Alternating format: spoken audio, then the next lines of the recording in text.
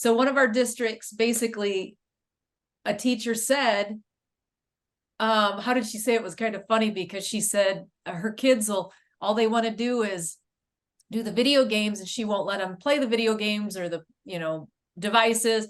And so she's like, just go outside. And they're like, what should we do outside? And she's like, I don't care. Go out and pretend you're a panther. I don't care what you do. Just go outside.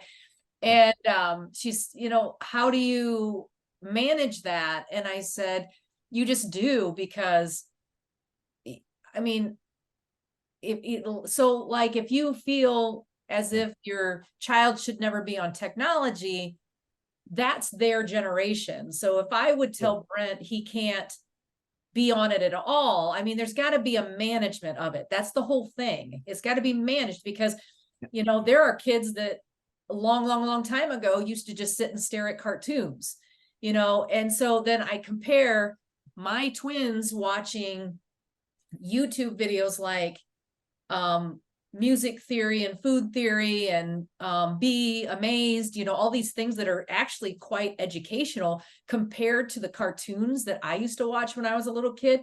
I much rather have them learn about theory and research in a fun way on YouTube, as opposed to staring at SpongeBob. And I never watched SpongeBob, but I feel like SpongeBob makes you a little less something. It makes you really... No, I think you're absolutely right that the majority of the cartoons, and there are some really huge exceptions on especially on PBS programming, but in general the cartoons do not give good social messages. They show tons of violence in them, and the cartoons that many of us grew up with were very violent. They teach behaviors that we would never want children to engage in. And it's like, well, it was just, it was a funny looking hunter and a rabbit or a fox or a wolf or a coyote or whatever. They weren't real. Yeah, but the kids were internalizing this is ways to behave. So I absolutely agree with you.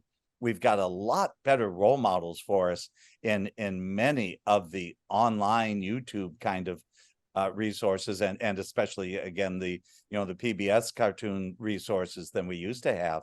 But too much screen time, and what kind of the impetus for a discussion today is a report came out from the Cleveland Clinic in September of 2023, supporting what we've heard many other reports say is too much screen time is bad for kids. There's the and this particular study is recommending no more than 2 hours a day of screen time, which honestly probably isn't realistic. But we know if kids spend too much time at a screen, playing video games in particular, esports are a concern, because that oftentimes takes additional free time that the student has and focuses it again in front of the screen. But they have social emotional problems. Suicide rates appear to be, this is emerging research, but it appears to be students who commit suicide are much more likely to have hours a day on social media and other computer-based, technology-based, screen-based things. And you want people out there building their concepts. We want these adolescents in particular, the junior high through high school especially. We want them building their self-concepts, their self-worth, based on, interactions with real people, and not how somebody posts something fairly anonymously on Facebook, or at least without immediate face-to-face consequences. Judy, you said you don't do a lot of video games, right? No, I don't do any video games, really. I mean, I do the Wordle, and that's first thing in the morning just to get started. But I found it interesting. I saw a video, probably, I think it was a YouTube video, but it might have been on Facebook, I'm not sure, about 5 top things for toddlers and preschoolers to watch if they're watching the screen. And I was so happy that several of them were ones that my grandsons use. One of them was Miss Rachel, and she uses a lot of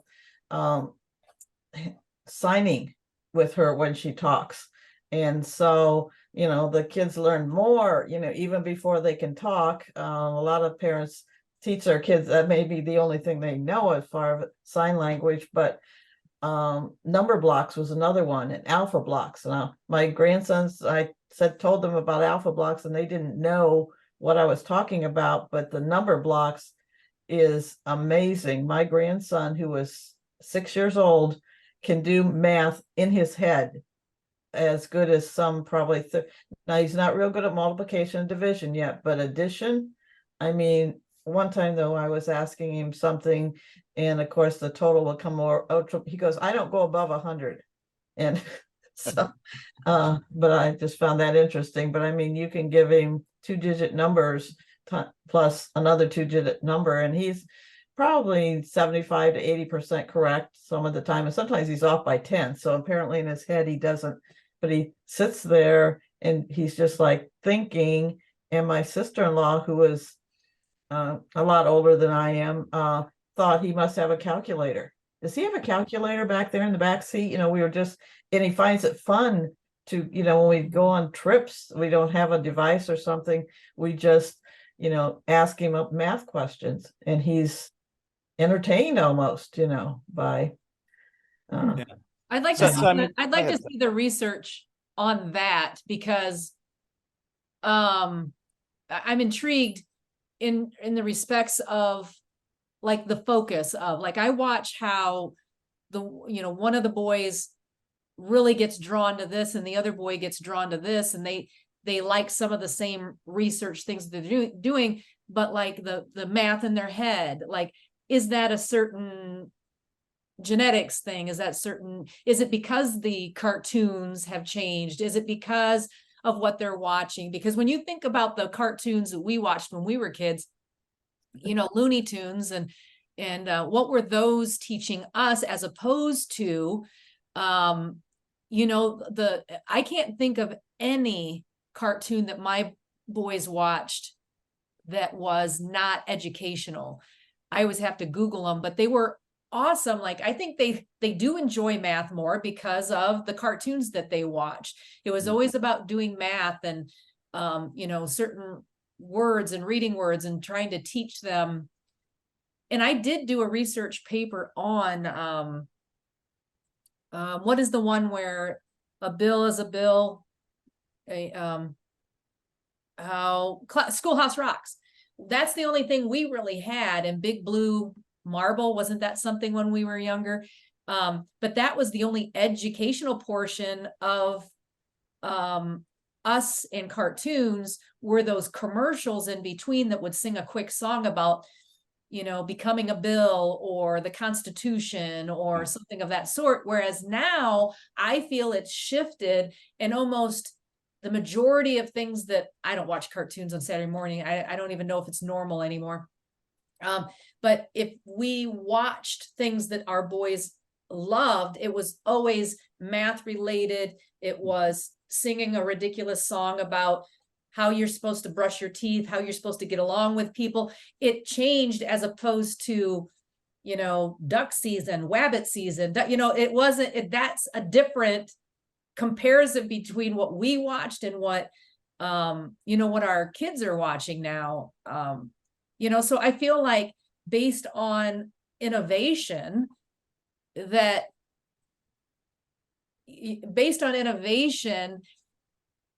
one, we're still putting our face in front of the technology the same. The technology is different.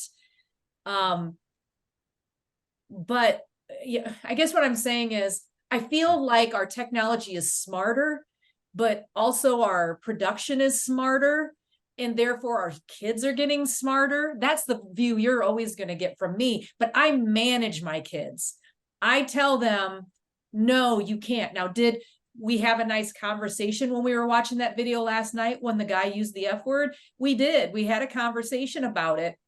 Are we never going to let them watch that guy again? No, because they learn a lot from that guy. He's really, he teaches this weird quirkiness about how to look at the world and the reality in the world. So I guess I get it. I get the research that you're saying. Based on my PhD, I can say it's who cares about that one research? Because I feel like there's enough research showing that the positive effects and the managing of technology is beneficial than not having technology. Does that make sense? Or am I? Yeah. Well, so, and again, so it's like, all things in moderation. Certainly, I think we're doing a much, much better job of having available good, intellectually, developmentally appropriate resources all the way from, basically age 1 on up to, death. But at the same time, too much rely on it is bad for us. It's our social development that is getting hurt. And that's the thing that we have to look out for is just, are we allowing the social interaction? And, one of the examples that, and I'm going to get criticized for this, I know, but it's esports. If you take a look at esports and the interactions that the individuals in an esport team have, and compare that with the interactions individuals have in a face-to-face sport, whether it's basketball or football, whatever it might be, in those sports, a relatively limited amount of time is actually spent in competition. If you're on a football team, by far, 95% of the time you spend in that activity is spent interacting with the coaches and interacting with teammates, practicing, trying to develop your abilities, comparing yourself to other standards that you set for yourself, and all of these which help develop your self-concept, your self-worth, give you a good idea of how you as a person are. And that can occur in esports, but most of them don't support that 95% development that you will see in a face-to-face sport. Okay. So I don't know much about Overwatch and esports, because I think that's the major thing they play, right? I'd have to Google. There's several. I think the last I looked, which was very recently, there's like 20 different major games, if you will, that esport participate in, depending on what kind of league you're in, what kind of gaming that you're into. You can. Oh, okay. I see. Oh, they've even included Fortnite in that. Overwatch, Fortnite, Dota 2, League of Legends. Okay. Well, so you do, again, all my research was on gamification, video games, all that kind of stuff. So I'm always going to come back at you. And I have weird kids. Oh, good learning tools. Absolutely. Good learning tools.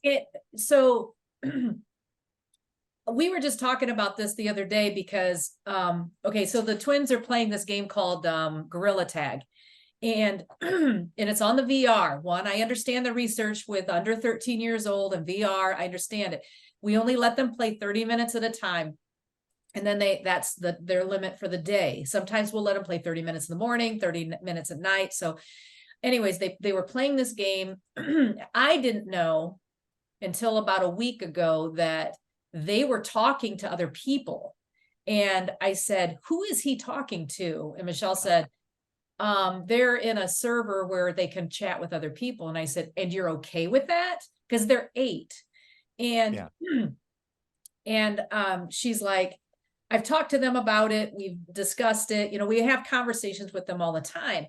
Well, I just about jumped through the headset one day because I heard someone, and I can hear everything that they're saying. That's the thing. We now have this rule that if they're going to be in a public server, we have to be in the room with them. Because good for you. Absolutely the right thing to do. Because the things that people are saying to them, someone said something to Owen and I just about grabbed the headset and got in there. I don't know what I was going to do when I got into the room with the headset, but it was the most absurd, disgusting thing that kid said to my kid.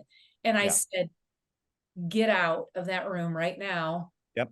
And he left. And and the thing is, they can report toxicity. And that's a skill that they're learning too. They're learning that that's a bad thing. This is what toxicity is. This is how, that is not a good thing. And you report it. And that's a bad person who comes in there and does that. you know, and so I feel like that's a bonus, even the negative aspect, even though it's still, you can tell it still gets me fired up what that kid said to my kid, because I'm just like, what gives you the right to say those things to my kid? So yeah, it really fired me up, but they still learn something from that. If they go through life without having interactions with not awesome people, then they learn that there's a line between awesome and not awesome, and these things are bad and these things are good. But also when this is the thing Michelle and I talked about, was when Brent started doing video games, which was Fortnite, he only spoke to his friends. It's easier now to be talking to someone on the West Coast or the East Coast, or, you know, it's easy to be talking to someone not close to you. Whereas Brent, it was a little bit harder for him to reach out beyond that. And I don't know if he just didn't want to, or if it physically wasn't possible, but I know who he was talking to. And I said, who is that? Because I could see exactly who was on his list. Yeah. And he goes, anytime someone tries to invite themselves into our game, we don't let them, because we only want they only as their friends. And he still only meets with his friends. Whereas the twins were in a game the other night. Of course, they're not with any of their friends. We don't know any of the people in there and the conversations going on. But the top side of that is I sit and listen to those conversations. And the majority of those times, the conversations are good. Like, besides someone coming in and being rude every now and then, for the most part, I can't believe the way that my twins are chatting with these other people. That is usually a positive experience. So I get it. I love sports too, physical sports, where you go out and you learn all these things. But I also feel like there's the shift of, again, the technology is different. Sports are different. Interactions in sports are different. I get what you're saying, but I just feel like, and they're fun. I mean, I don't want, I play esports, guys, you know, too much time. Yeah. I didn't know that. Yeah. So, I mean, I speak from experience on some of this stuff. It's not, you know, and I will say, I probably on average spend 1 to 2 hours a day doing online video games of one type. Really? Yeah. I should have interviewed you for my dissertation. I didn't know that either. Yeah. So I mean, I do this stuff. One of the groups I'm with, we have very strict interaction rules. And matter of fact, just day before yesterday, somebody got kicked out because you know, they weren't following the norms we had for interacting with each other. And it was but yeah, so I mean, I do this stuff, but it's, I mean, you're doing right stuff here, Tonya. I mean, you're monitoring what's going on. You're listening to the conversations. And I think, you know, too often that's not the case. And the kids get, so monitoring this stuff, it's just so easy for them to slip into. But yeah, and I'm going to go back to my esports. And again, I get in trouble with this. So if you're involved with esports, whether yourself personally, whether it's an organized school, there's 2 or 3 things that I would ask you. Just ask these questions and get answers to them. So for any type of online activity or esport, how much time is spent in one-to-one or group coaching and interaction rather than competition?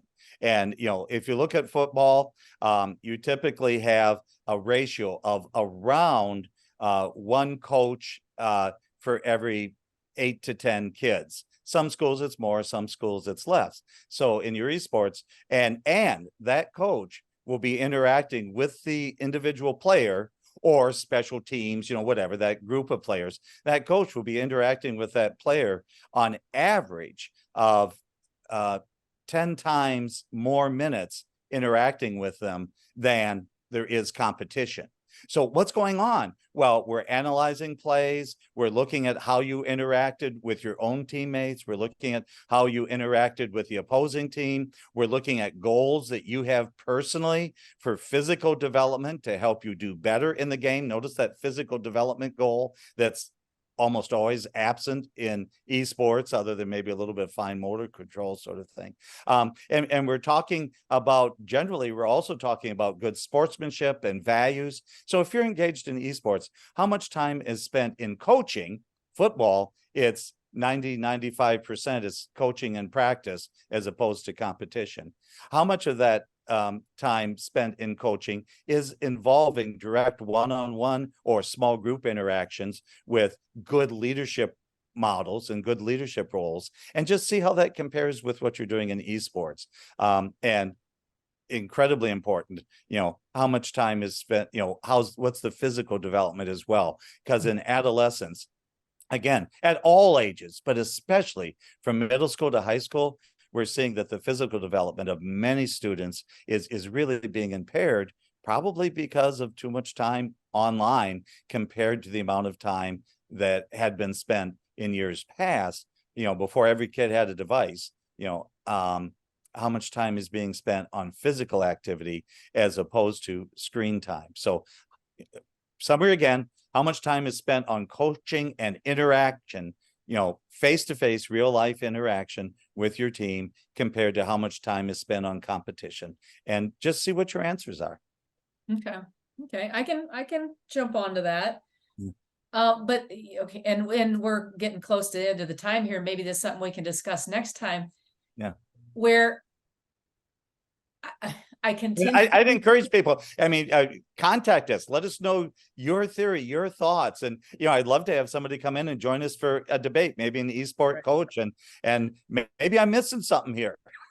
Well, the thing that I kind of stumble upon is innovation and technology always need to be the bad guy? How do we know that what is, and this is even in things not related to technology, how do we know that the old way is not the bad way, and the innovation is the improvement is continually getting the better way? Just because someone says you shouldn't have your face in a device all the time, how do we know that's not the right way? Where if you're still learning the same skills, and I'm not saying have your face in a device all the time, but I'm saying, how do we know that this way is better than this way just by one? And I get it. It's going to be too late by the time we realize that this esports is worse than real football, or like. Well, and esports can be, again, I play them. Right. I participate in online. You seem okay. You seem all right. Yeah.